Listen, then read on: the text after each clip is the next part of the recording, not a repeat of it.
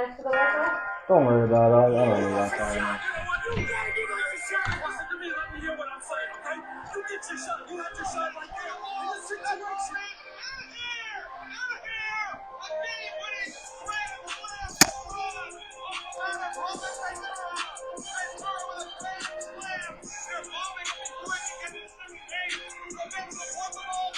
This soundfile is so randomly dope, dude.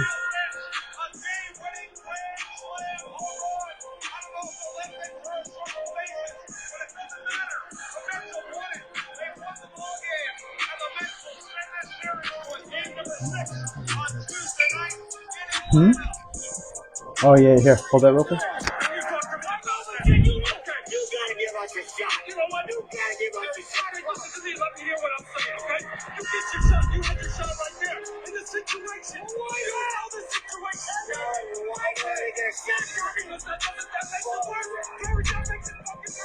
And he gets this one here to center field, and Siri should have room on the right track of the wall.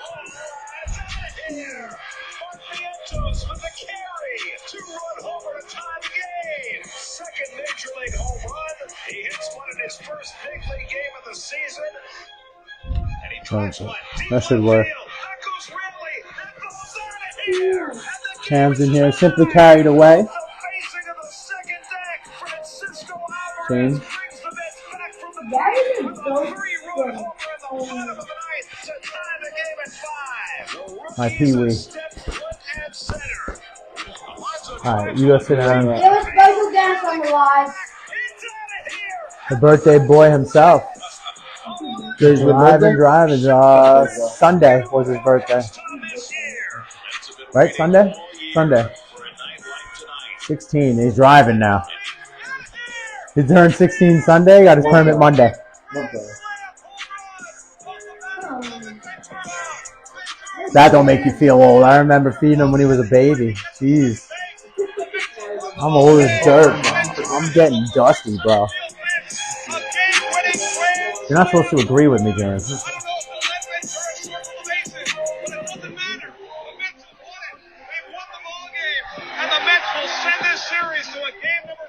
I love this sound. Yeah. All right. All right, You're in the middle, what's up? pal. What's up? You're in the What's corner? up? Alright. Yes. Everybody, Hey. welcome to Friends of Flushing, presented by Amazing Mets Zone in association with Mets Hype. And today we have a special guest. We said last week we were going to invite him over. We have James. Oh, yeah. Yeah, James A. let's go. So we're just letting a few people come into the chat. Keep coming in. Thank you, everyone who joined tonight. Yeah, it's been a crazy week so far. So What a week. What a week. So yeah, come on, keep What a couple of keep days. joining the live. We have a lot to talk about. Yeah. I know Drew Minotti said he's gonna tap in at some point, Mm-hmm. so we'll have him on the live as well. Yep. We got Coop in here. We got Grand But Vinny- McGiggles. We got Amy's in here. Vinny's in here. Yeah, Vinny said- Oh, Vinny C is in the building. Very cool. Vin, you might have to tap in, Vin. We kind of need you. Serena, We wanna hear what you Fosgate, gotta say, our dude. our two day oneers. I love it. Yep. Welcome. Thanks for stepping out, of course. Loyal, very loyal, and we Hey. appreciate you guys very much always. Hey, Serena, Fosgate, the good thing is you guys will be very familiar with the team when you come here to see a game. Yeah. Because Yeah. you're basically They're all watching, young guys. 70% of Syracuse is here. yeah, so- basically watching the Syracuse game. Vinny C, what's up, Vin?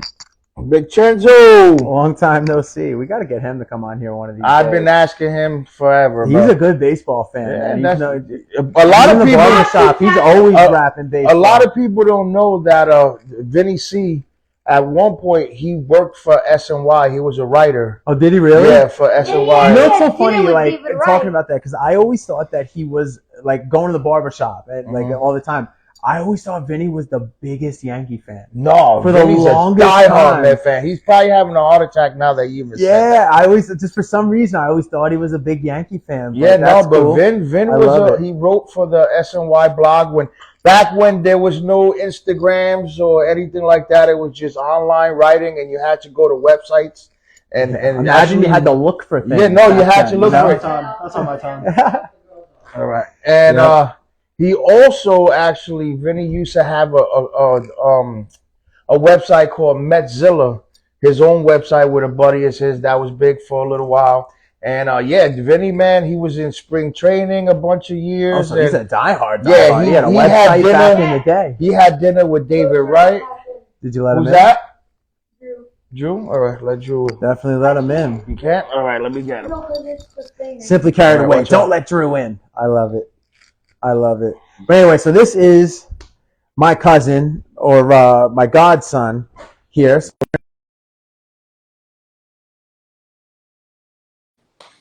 Doing his thing. He's driving now. Everybody, if you're in the East Long Island area, watch out. James is taking over the streets. I drive with a grandfather. You do. I drive safely. What up, fellas? Oh, there we go. Juminati 82 What has up, what up, what up? officially joined the live. There he is. What's happening? What's up, Drew? What's happening? What's up, Grant? Grant just signed in. I see Grant's in the house. What up, Grant? Carried away. What's happening? Cam, amazing Cam. What up? I got Wolfie in the building. What up, James? What's going on? So much. What's up, dude? So, it's Yeah, a little Genie bit in the building. of a rough week for us, man. Is it? Depends on how you look at it. It's rough.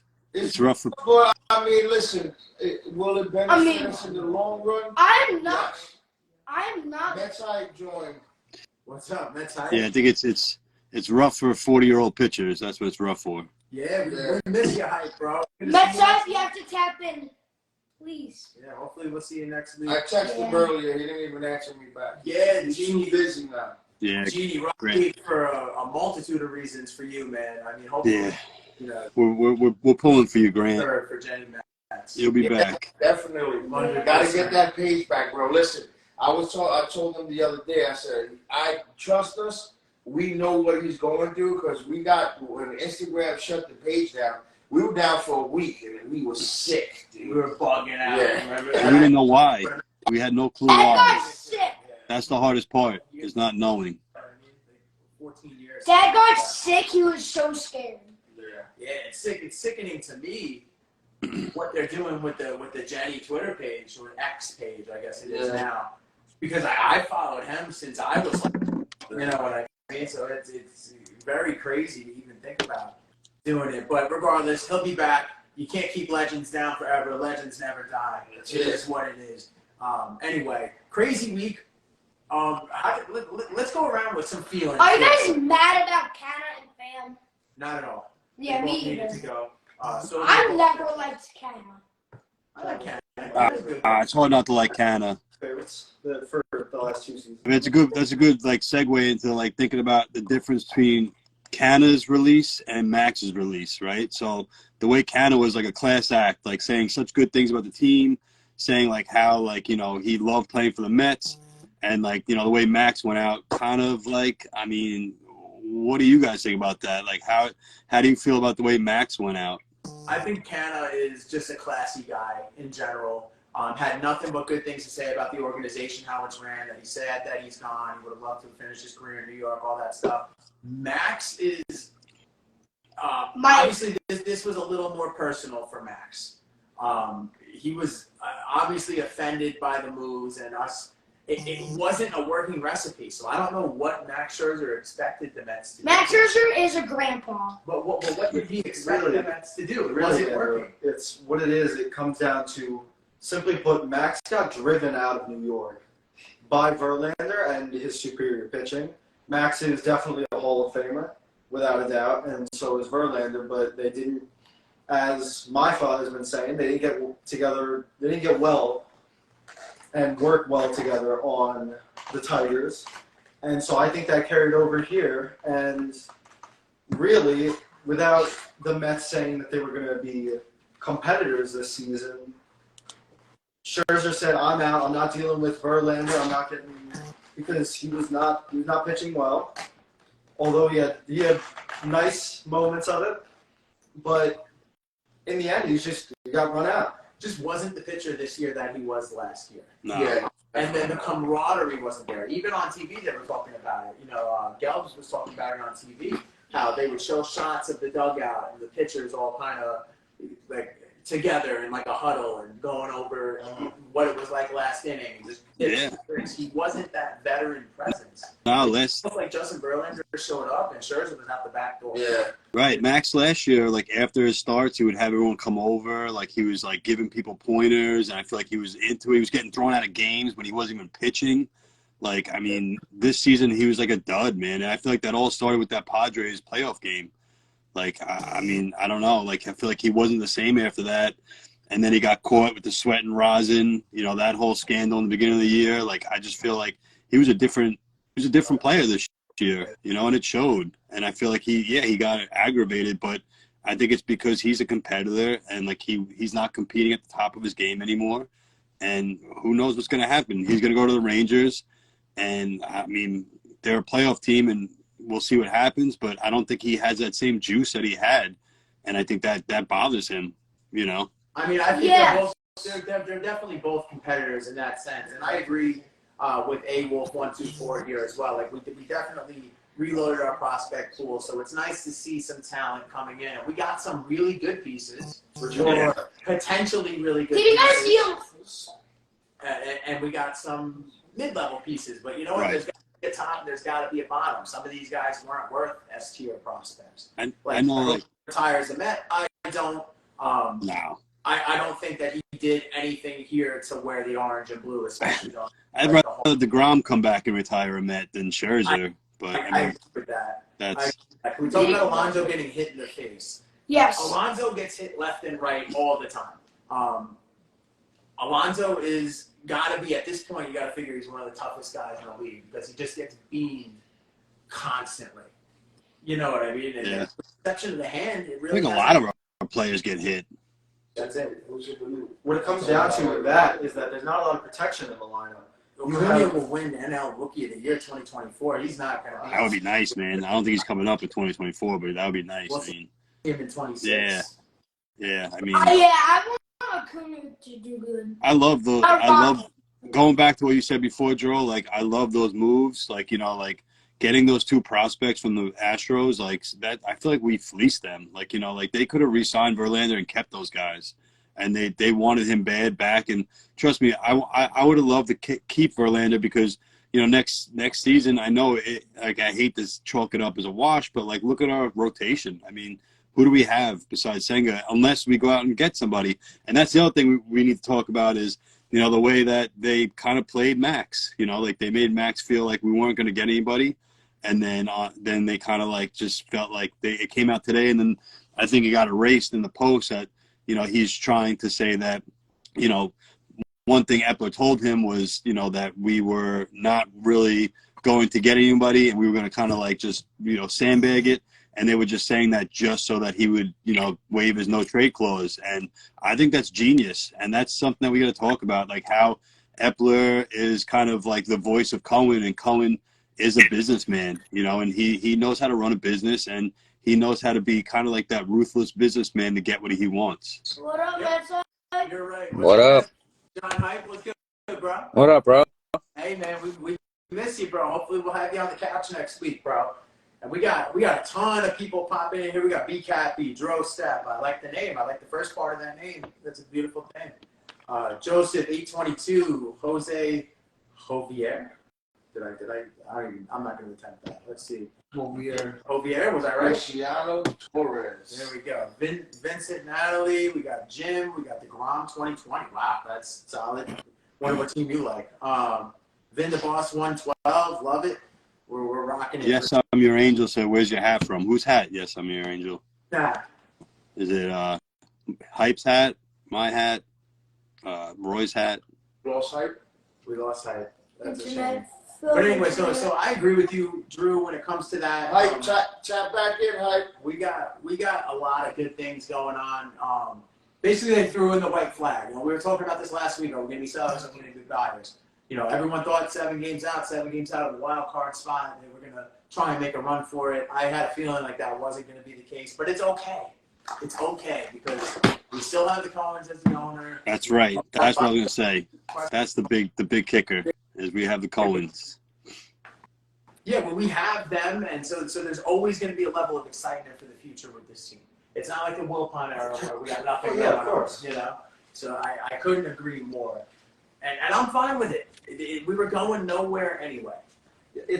Yeah, I mean that's the thing. Like I want to bring that up too about like the Yankees. Like the Yankees could have been like I know we don't talk about the Yankees too much, but like think about what we did versus what the Yankees did. Like the Yankees stayed put. I know they have a winning record. I know they think they're going to do something in the playoffs, but their rotation's not going to make in the playoffs, and neither was ours really. You know, like I think Cullen saw that and realized that he had to strike, and he did a good job. Him and Epler. I think this is like one of the best. You know, the best trade deadlines I've seen in a long time. And I know people are down because, you know, we're losing to the Royals, but like that's what's going to happen right now. We're running guys out there that aren't really major leaguers, and it's just that's just the way it's going to be for a little bit. Yeah, we're not built to win games. We're built to develop these young players. Right. This is not a sprint. This is not a sprint. This is a marathon.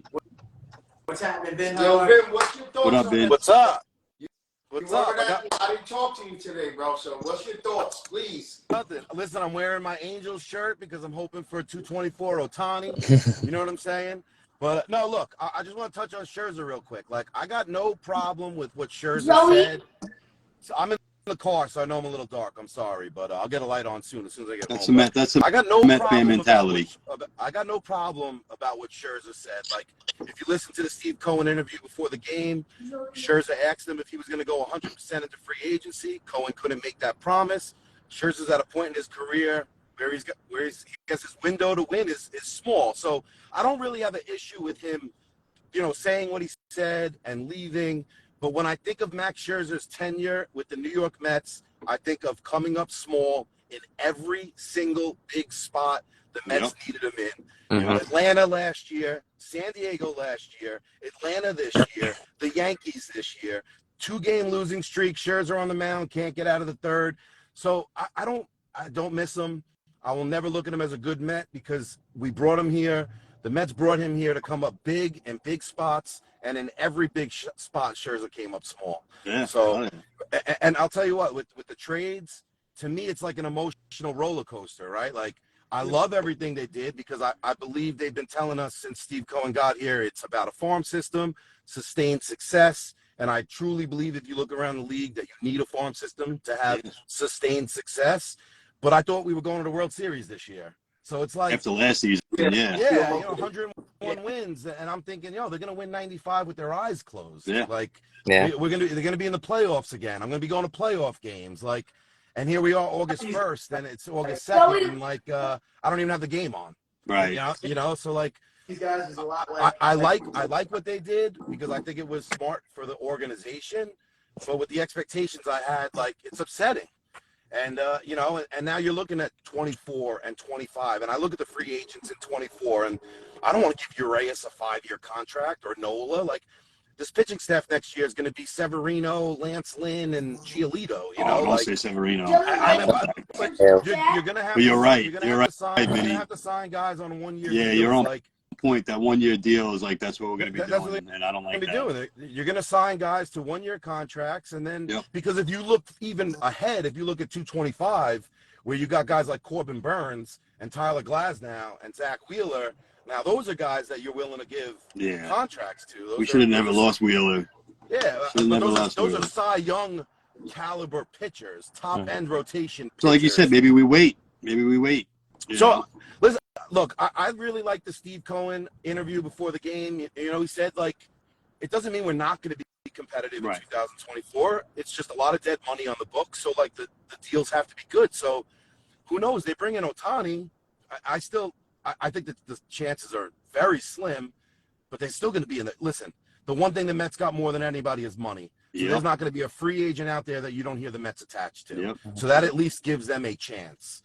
Right. And if the rebuilding process starts with Ohtani, like all of a sudden now you're looking at Ohtani and Senger at the top, and you bring in a Jack Flaherty on a 1-year deal. It's not that bad. You know, things are starting to be okay, you know? So, but again, like, it sucks, man. It's August 1st. Like, I'm thinking I'm going to the Braves series next week, and it's going to be a battle for first place. And, you know, it's a AAA team out there right now. Yeah. It's really what you got. The one. I agree with you, Ben. It seemed a lot like it seemed a lot like picking up Scherzer and Verlander was a lot like finding like a sick deal on like an early 2000s like Porsche and being like, oh, this is awesome. Then finding out it was like a salvage title, flood car that's all rusted out. Yeah, you know, but here's the thing to that too. Like, they weren't necessarily. It wasn't them. You know, like. I mean, Alonso's hitting 210 in the first half. They couldn't Just get a going to big bring that hit up. at all. Our offense and You know, our like, bullpen didn't really yeah, help. like, I mean, Verlander looked all right. You know, It wasn't a Verlander. lot of people were you know, like everyone was killing Vogelback, and I get it. Like, you got to find somebody to pick on. But like, my theory is always, if we're mad at the 18th man on your roster, like, something's not right. Like, Vogelback we shouldn't care. Like, if Vogelback goes 1 for 4 with a single or an RB, like, that's a bonus to me. You know, like, the team is built on its superstars. So if Marte's not playing good, and Alonso's not playing good, and Lindor's not playing good, and McNeil's having one of the worst seasons of his career, like, who's saving them? It's not going to be Mark Canha and Vogelback. Yeah.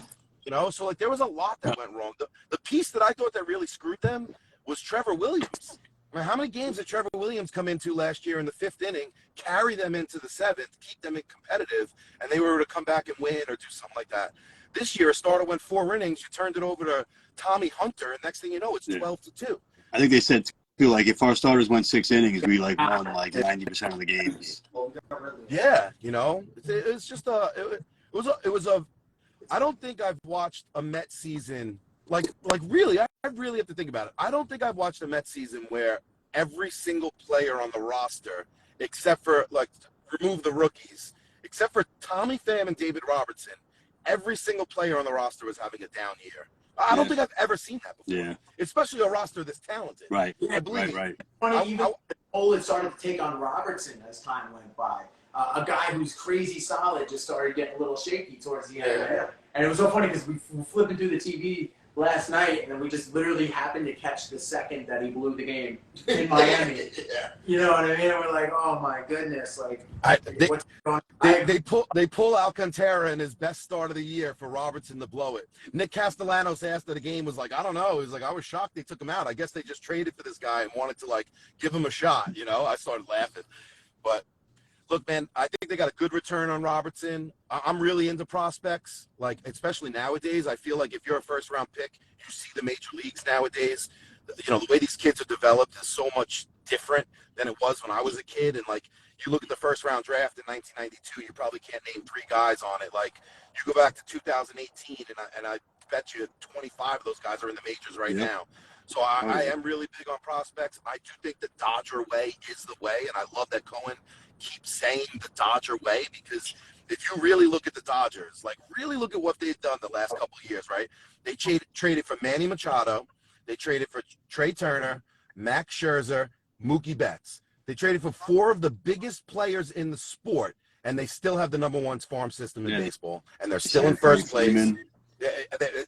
And no issue. Any other organization in baseball trades for any one of those players that I just named, their farm system is set back 6 years. Yeah. The Dodgers just keep rolling out studs. That's a big deal. I mean, a lot of people say too, like, let's start unloading some of these guys and some of these prospects. Yep, in Atlanta, the Braves are a powerhouse. I'm 95% sure half of those guys are homegrown and better than 95% of the people in our roster. Pretty much the whole team. Homegrown. And young. Those are the I best. think that's the other thing.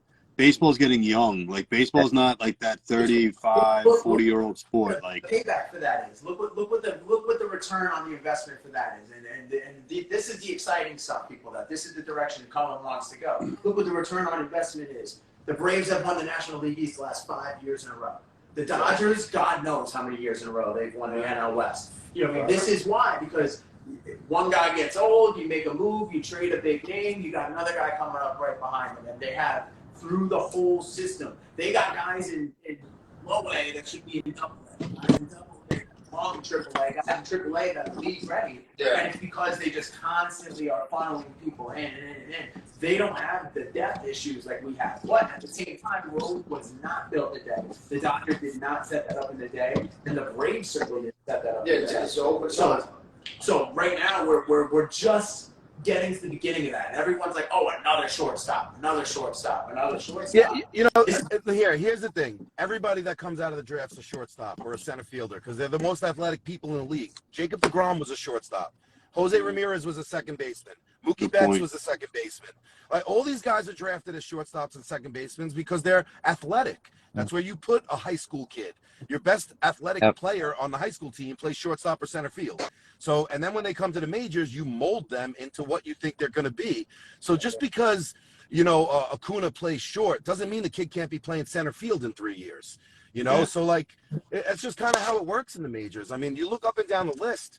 Most of these guys come in, they start off at short. The organization says, all right, we have a hole at third. You're athletic enough to move to third, and you move to third. I wouldn't get caught up on the positions of any of these players, really. Because you have no idea where they're going to play or where they're going to end up or what they're going to do. The kids that we got from the Marlins started at first and second base their first game in the Florida League. Like, you never know. If you're athletic, they're going to put you in. The one thing the Mets did with all those trades is they got super athletic. Super athletic. And the game is athletic now. You see it. Like the old way, like a big reason why all these young teams are doing well is because they're young and they're athletic and they run and they steal bases. They go first and third. And a lot, the older teams, like, look at the Cardinals, who are not athletic. Like a lot of these older teams are just, the game has changed in 1 year. All these new rules switch the whole game up. Right, and I think, Vinny, you brought up a good point that, like, people are ready to play now. They're not sitting in the minors for 5 years. Like, I think people are ready to come out and play. Like, it's not like it used to be. I feel like that's, like, in a lot of sports now. Like, kids coming out of college are ready to go. Like, they're not, like, this kid Gilbert is ready to go. Like, he's still young, but, like, he wants to play, and he might need a year or two, maybe a year and a half in the minors, and he'll be up. So it's good to see. Look at how many 21-year-olds are in the league right now. Right. I mean, if they get look at the home run derby. Yeah, look at the home run derby. Like, I know, you're drafted in 2019, and you're in the majors already in 23. Like, there's kids that are coming up that were drafted in 221. They're up in 2023. Like, that didn't happen 20 years ago. You spent 7, 8, 9 years in the majors. Right. Now you look at a kid that comes out of college, right? 24 years old. He's expected to be up by the time he's 26. So it's the game is changing, and the other thing with the farm system too. It's not necessarily how good the player is going to be. It's how valued he is across the league. So, like, for example, we got the 18th and 20th prospect from the Marlins, and one of them's in our top 10 already. I was just going to say that. Me and my cousin were just talking about that. Like, they might have been that way in the Marlins system, but in our system, they're, like you said, top 10. They're 6 and 10. Take it back to last year's trade deadline, right, where everybody was pissed that we didn't get Robertson. The Phillies were able to trade their 17th ranked prospect for David Robertson. The Mets farm system was so bad that because we're not going to touch our top 5, right? Because those guys were all projected to be top 100. We couldn't even trade our ninth prospect for that guy. Right. So once that farm system gets deep, and they're going to start trading players, but when your 19th ranked player is an organization's top 5, that guy becomes super valuable to that other organization. And that's what they're trying to build. And that's the thing that, like, again, I'm going to go back to the Dodgers because I think they are the standard of what you want to be. Like, when you can start trading your 18th, 22nd, 23rd and pull in a player, it doesn't affect your farm system, and you could be effective at the trade deadline. That's how you win. You put your team together and you can make improvements without killing your future. You could win. Where you look at like the Angels, who have gone all in this year, they set their organization back 5 years with all the trades they've made. Like, so if they don't win, they're screwed. You know what I'm saying? You don't want the Mets to be in that position. That is not the position you want to be in. And I know I'm going off here. Sorry. No, you're saying everything we're thinking, man. Let me tell you, you're doing a good job, man. Let me tell you another thing too. All right, and like I said, I'm not like total. Like, I love what they did, but it's upsetting. It is. There's no way around it, right? It's upsetting. Like, I'm not even gonna be able to watch. I'm not watching a Met game in August, bro. Like, you know what I'm saying? So, like, but here's the thing. Like, I don't know how old you guys are. I don't know if I'm much older than you guys, but if you guys can remember, like, there was a time where the Mets were in this situation, right on the bubble, right? and their GM had to make the playoffs so bad that he traded their number one prospect, Scott Kazmir, for a pitcher to try to make an attempt to make the playoffs, and it totally set them back. They didn't make the playoffs. The GM got fired. The coach got fired. Had to restart the whole entire organization. And you know, that's what trade deadlines were, right? Trade deadlines for the Mets in my entire life have been two things, right? It was go for it all because I'm going to lose my job, or let's dump all these guys because their salary is too much. And that's all it's been, right? Unless they were in it and they were making moves. The Mets are in a position to dump, and they did neither of those things. Cohen was able to use his money to rebuild the farm system in one swoop trade deadline. You know, there's like $90 million of dead money on the books next year, or whatever it is, $50 million. Yeah, I just said it. When you add the luxury tax, like it's over $100 million. It's yeah, that was that name makes me just want to throw up my mouth. Right. But it was, you know, you're talking. There's a lot of dead money on the books next year to rebuild the farm system this year. We've never seen anything like that. It was quick. It was quick, Vinny. Like you said, it was so quick, and that's what the business side of Steve Cohen is, man. He's not a guy that's going to sit around and just, you know, have his, you know, his balls in his hand and just sit there and wait for these guys to die. You know, like having Max Scherzer and Verlander on the roster for the rest of the year. What's that doing for us? I loved what he said in his pregame interview. He said, "Hope is not a strategy." To me, that was the best thing he said. Yeah, hope is not a strategy. What were you saying? I think he kind of learned his lesson with, like, just throwing money at these guys who are kind of, I don't want to say washed, but not the same player they were. Mm-hmm. And that doesn't win, in my opinion, that does not win championships now. Like, you need a nice, young, talented lineup, like the Braves. Like, that's what I think wins ball games, is you got to put runs on the board. Yeah, he was willing to admit. He was willing to admit that, like, this isn't the way. Let's retool. And like Vinny said, like he advanced so far in such a short amount of time. Like, I give him so much credit. Like Vintage Mets said the other day, he's like, you know, those same people who are complaining about how old Verlander and how old our team was, Marte, Canna, like all these old guys are now complaining that we have all these young guys. So it's like, you can't have it both ways. And like Vinny said, the majors aren't an old team anymore. You don't have Julio Franco coming out, you know, swinging his dick around. Earmuffs, my bad. But yeah, I mean, like Julio Franco's not making it in this league anymore. You know, that 40-year-old DH, it's not that league anymore. Right. You know, so it's good to see, man. It's good to see. As a whole to begin with. The problem with the league as a whole to begin with is that swinging money around is fantastic. And they grab guys like Scherzer and Verlander because nobody else in their right mind was going to pay them $40 million. We just did that because we were going to spend more money. The problem is all the S-tier talent across the league is locked up on 8, 10-year deals. There's one guy that's going to come up that's not locked up on a 10-year deal, and it's going to be Ohtani, and that's going to be a bullfight. And half the teams that are after him are going to waste so much time in the off season trying to get him down, trying to lock him, because if a team gets him, that's going to be the majority of their money that they have to spend.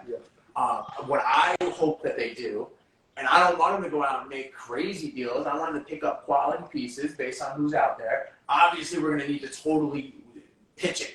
It's going to be huge. Pitching. But I don't want them wasting 5 months trying to sign Shohei Ohtani. He has the money. He doesn't need to do that like we did with Correa. No, go ahead.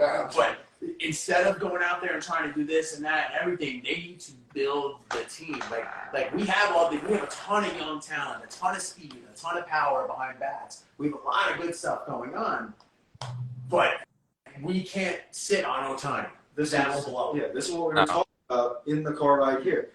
Baseball is now a new game where there's never going to be a team like the Dynasty Yankees who are able to just buy their way for years and years on end into World Series appearances and win them all, because everybody's locked up, and as we saw with Cohen, it just simply does not work. Yeah, and that's because deals were 4 years back then. 4 or 5 years. The biggest difference is back then when the Yankees were spending all that money, nobody was even close. They were 100 million, Right, 150 yeah. million over They're the everybody only else. ones with be that like, amount of that would money. be like the Mets spending 600 million in today's day. The problem is Yeah. everyone else is spending money now too, so you can't buy that championship anymore. No. But I didn't mind him supplementing his money to try to make the Mets good. But I love the fact that he's like, yo, it didn't work, so we got to pivot, and that's what they did. They pivoted, you know, and I just think the thing that does suck is there is a chance that 24 might not be that good. It might. It just might not. Like, what are we gonna do now about our pitching staff? Like, I think you're gonna see 1-year deals. You're gonna try to bring guys in on 1-year deals, like almost like reclamation projects. Like I could honestly see Jack Flaherty being on the Mets next year. oh, so You know, Ryu. like I think you're gonna see guys like that, like guys that have some sort of a pedigree but haven't been good.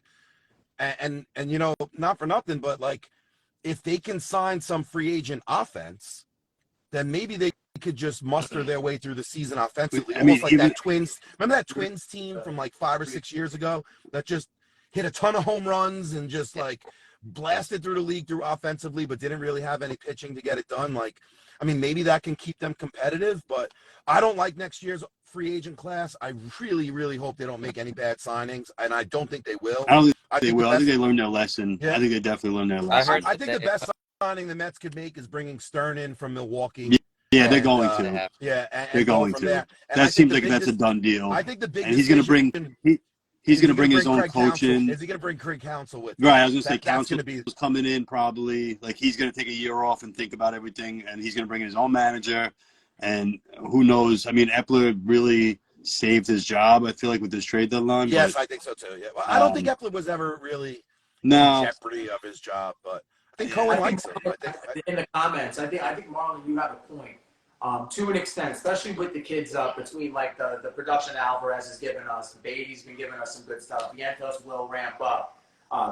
We know Pete's having an off year. We know McNeil's having an off year. We know Nimmo is consistent. We know Marte is having a crazy off year in comparison to normal. I agree. I think to an extent we have enough offense. I would like to see I think the Mets have a nice offense too, but their bench is very weak. They lack a bench. They lack athleticism on their bench.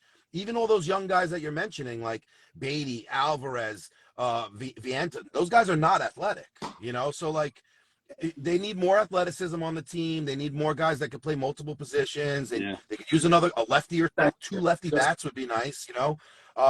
They definitely need more athleticism on their bench.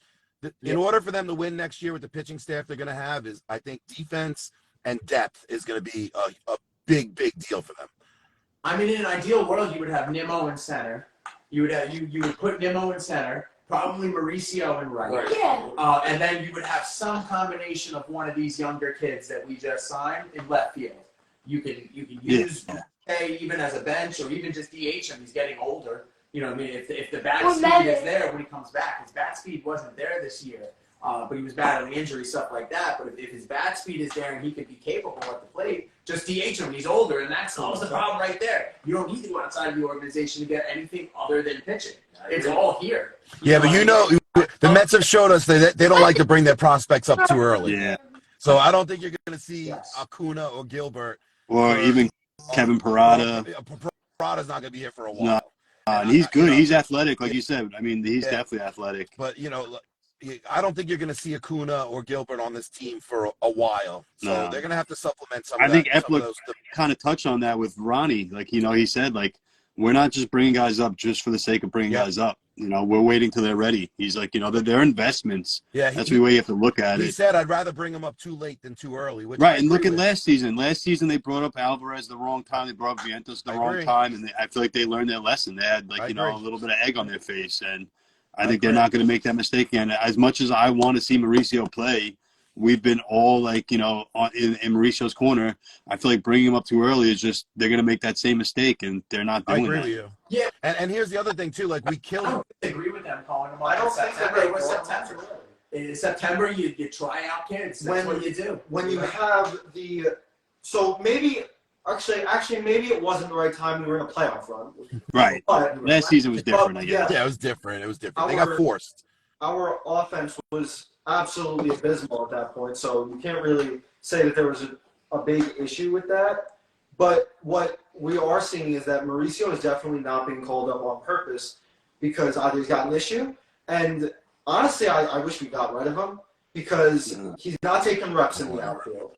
And I'm not getting rid of him. McNeil has been proven so he's not taking McNeil's spot.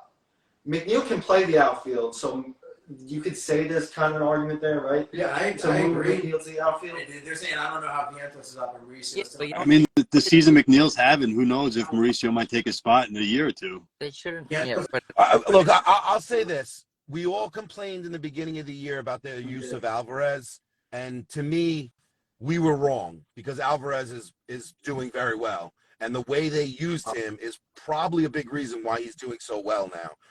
You could say the same thing about Beatty. Like the way the Mets used them and slowly brought them into the scene, they're developing. So like I trust them at this point. Yeah. They've given me no reason not to trust them. Alvarez is having a great year. Beatty looks like he's going to be a player. So, like, I trust them. So, if there's a reason Mauricio's not up here, I don't watch him every day. Right. I'm not watching AAA games. You know, I'm not tuning in to any AAA games to give you a real opinion on what Ronnie Mauricio's issues are. But I have to believe that the organization is seeing something that they don't want to bring him up. Whether it's defensively, who knows? It could be lack of effort. You know? Chance. Fosgate he's out in Syracuse, him and his daughter. She's a photographer for the Syracuse Mets. And he just said that Ronnie is actually struggling playing the outfield right now. Yeah, so that's a big issue because then what do you do with him? They need Ronnie Mauricio to come up and be able to play multiple positions so that you could put him at second, you could put him at third, you could put him at left and get him at bats. Yeah, and if he's not that guy, Van, you got to agree with me to a certain extent. If he's not that guy that you can plug in, almost like a McNeil type guy, where you go second today, short, Mauricio's got to be McNeil. third, or outfield, whatever.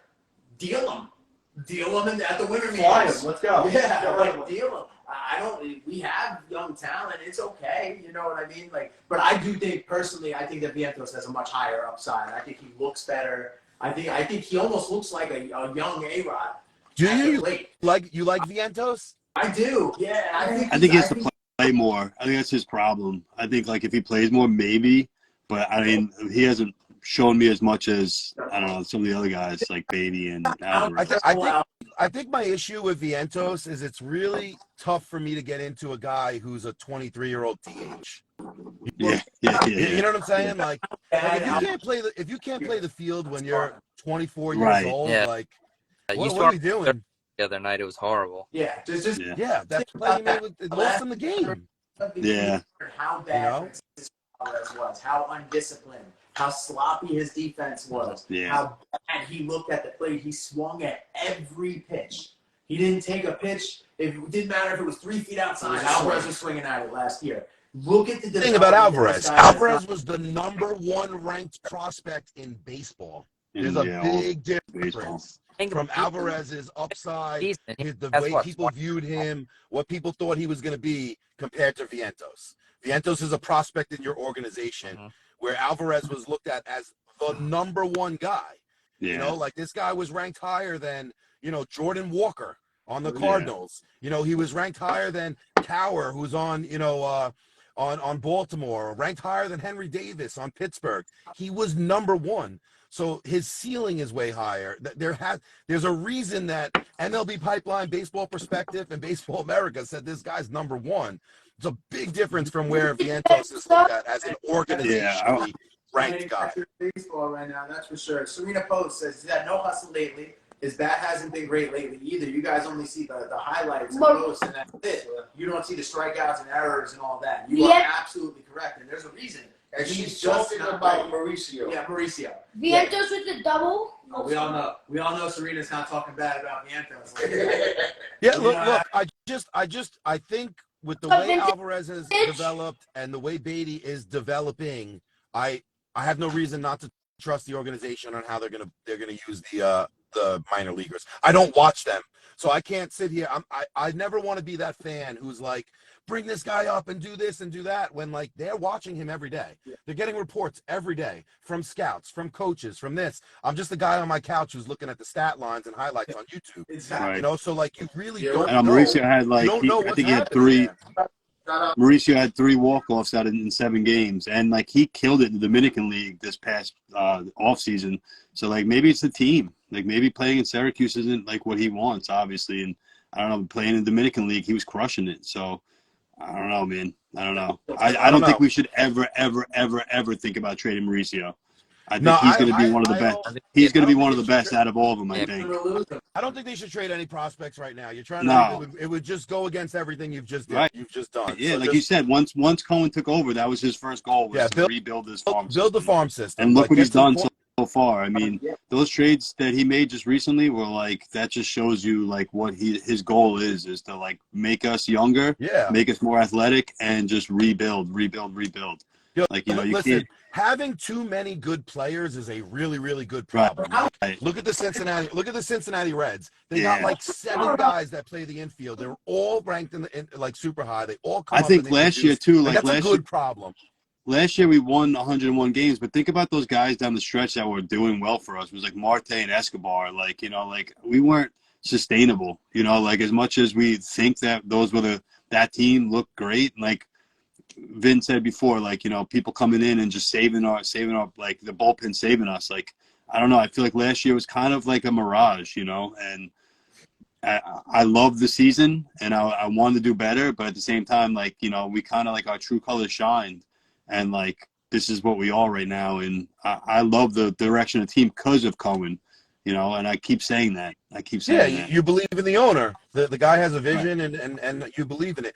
The issue with the players that are on the field right now, and this is just I don't know if this is true or whatever, but last year they played so well on medium expectations. Now all of a sudden these guys have huge expectations on them, and none of them played good. That scares me a little bit. That you know, if you really look at last year, the Mets in a playoff hunt in a pennant race in September, no one showed up. Right. No one showed up in the playoffs. Nope. You came into the season with World Series expectations, and no one showed up. No. So like that to me is something that needs to be looked at on this roster. Like that's what. And as a coaching staff and an organization, they need to look at it and figure out like this guy can step up, this guy can't step up. And I think it was Ed Kranepool. Ed Kranepool recently said, like, we don't have too many leaders on this team, and that's what, like, I mean, the Dodgers have, the Braves have, like, of course, you know, like, we need leaders, and like, as much as I love Lindor, like, he can't do it himself, obviously, and like, I don't know, we need like those studs that'll step up, and I don't know, like I feel like that didn't really happen, and like Alonso wants all this money, and that's a big topic right now, and people I see in the chat want us to talk about it, but I don't know, like, is he worth that money? And they're probably going to give it to him. But I don't know, man. Like, I feel like he's all about his own accolades. I don't know if he's about the team anymore. Pete? Yeah. He's all about the team.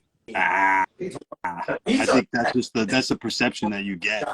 He just watched guys that he was in the trenches with every day get traded away. He's emotional. Keep in mind, he may be older, but he's still young to the league.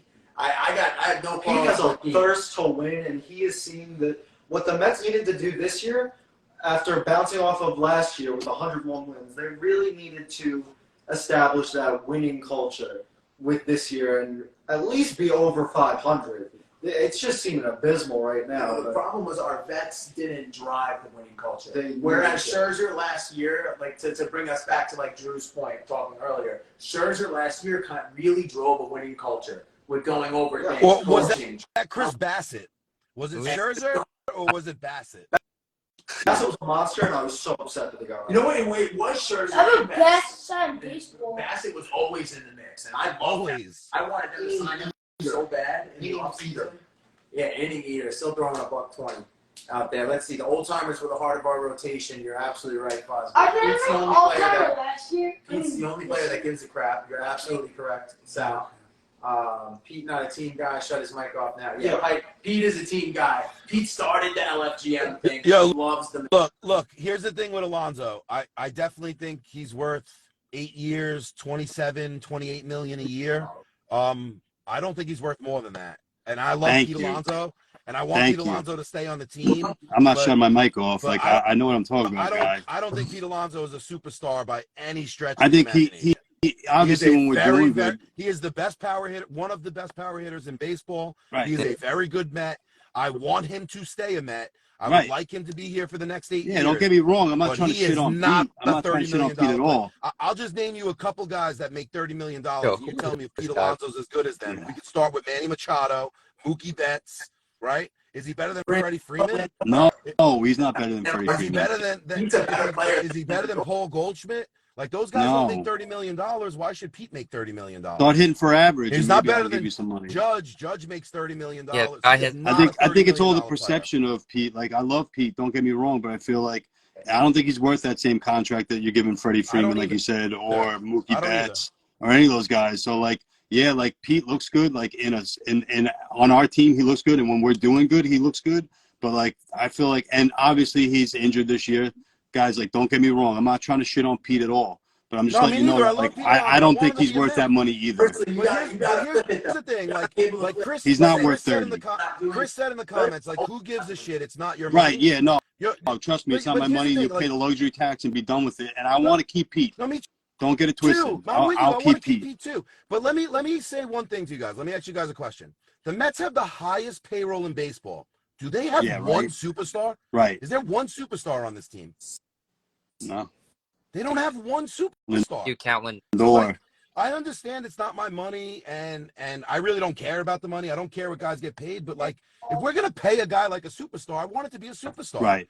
To me, that's what it is. If you're gonna hand out a superstar contract, I want a superstar. Right. And the Mets don't have one. Right. He's batting 220. Like Lindor I know, like I feel like everyone's on Pete's dick, but like I like Pete. Trust me. But I feel like he looks good on this team. Like put Pete on the Dodgers, he doesn't look like a superstar. Like he's not that guy on the Dodgers. He's that guy on our team. He's our guy. That's why I want him. He's our guy. Like, well, I mean, if you rewind back to April prior to getting. Who said Lindor's not a superstar? And we're the league leader. And when we Lindor's not worth his money. Give me a break.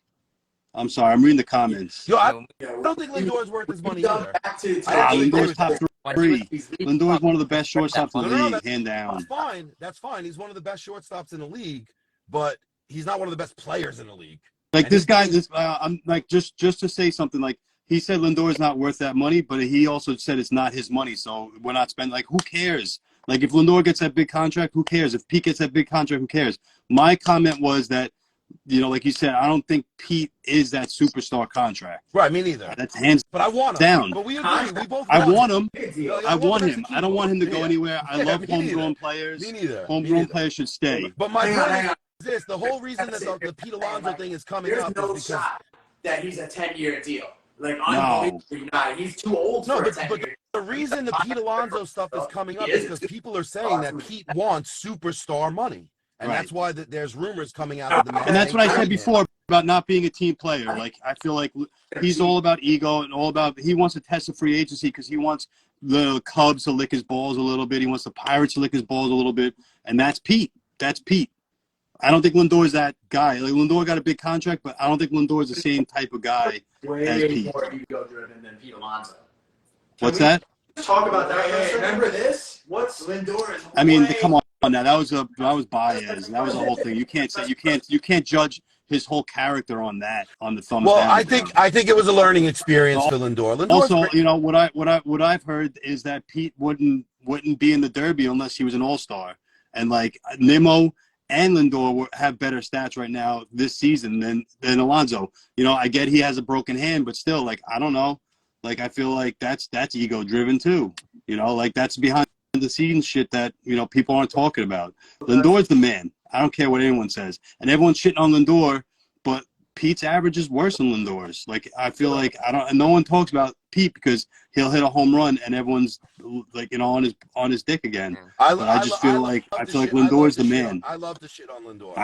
I do. I don't know, man. So listen, I love Lindor. Let me explain it though. Let me explain it. Okay, I am very, very, very tough on Francisco Lindor because I think Lindor has the personality, the play style, everything you can want to be every Met fan's favorite player, except he hasn't played like your favorite player, right? Yeah. He plays like a really, really good player on a good team. Like last year, he was a good player on a good team. This year, he's been whatever. The team sucks, so I don't even care. But like, to me, Lindor should be the best player on this team, no doubt about it. Please throw. Because he has everything else. He has all the qualities. One left, guys. So we're gonna Come start out, wrapping this Buck, up. yeah. I'm gonna bring up one comment real quick. Would be interesting to see how that would have went, but the Mets are playing it year to year. Meanwhile, Atlanta's locking up their players on the cheap, and that's what I'm hoping that we transition to. We start doing things. Yeah, but the like Mets don't got to do that though. The locking Mets our don't guys. got to do that. They got a bankroll. So here's the thing: the Yeah, I Mets think don't they're gonna have to sign Pete. sign guys up long term when they're rookies because they got money. Atlanta has to do that. If Atlanta doesn't sign Ozzy Albies when he's 21, they can't re-sign him when he's a free agent. They're forced to do that because of their financial situation. The Mets are not. The Mets can play the arbitration game with Alvarez for the next 3 or 4 years and then sign him, or wait till they have a window to sign him in free That's agency. what they did with Pete. They can afford. That's exactly what they did with Pete. But they can afford to overpay a guy Take it like easy, Nimmo. man. They can afford to overpay a guy like Nimmo and eat up those arbitration years at a lesser salary because they're in a bigger market and they have money. The Braves can't do that. The Braves have to sign these guys for 10-year deals when they're 21 and pray it works out. There's a big difference in the markets. Like I don't want the Mets to start doing stuff like that. Like I don't look at the Braves as the model for New York. Right, like you said, it's the Dodgers. The Dodgers to me is the model for New York. Right. You know, because look at what the Braves like. For example, I'll just give you like the Braves. Like if Pete Alonso is let's say he stays a Met. If the Mets let Pete Alonso go at his age 33 year to sign somebody else, that's what the Braves do. Freddie Freeman's the guy was crying when he came back to Atlanta. But in their mind, it was, okay, we can't afford to pay him. Let's go get this younger guy so we can have him for 8 years. I don't want the Mets to be that type of organization. I want the Mets to be like the Dodgers. Yeah, I think they're going to keep to me Pete. is the model. I think they're going to keep Pete. Yeah. And trust me, I'm not saying it's a bad idea. I'm just letting you know that, like, I think what I think. You know, whatever. I mean, this guy. Yeah, guys, we're gonna run short. Us. They're gonna cut us off. Yep, it's been real. Thanks for tuning in. James came. Yo, Vinny, good stuff, Vinny. Jumanati, Meta, we need to see you next week. everybody that was in the chat. Andrew. Yo, Vin, this was a dope show. We were excited to have you on, and maybe next week you'll tap back in, and we'll do it again. Pause. All right, homies. Good night. This is what the rest of the season is going to be like, guys. We got to just kind of be creative. But anyway, thanks for coming out, guys. We love y'all. Thank you for the love and support. Like, share, comment. Bye, everybody. All our stuff. We'll see you next Wednesday, same time, same place. We're out. Thank you. Peace. Let's save right now. Oh, repeat.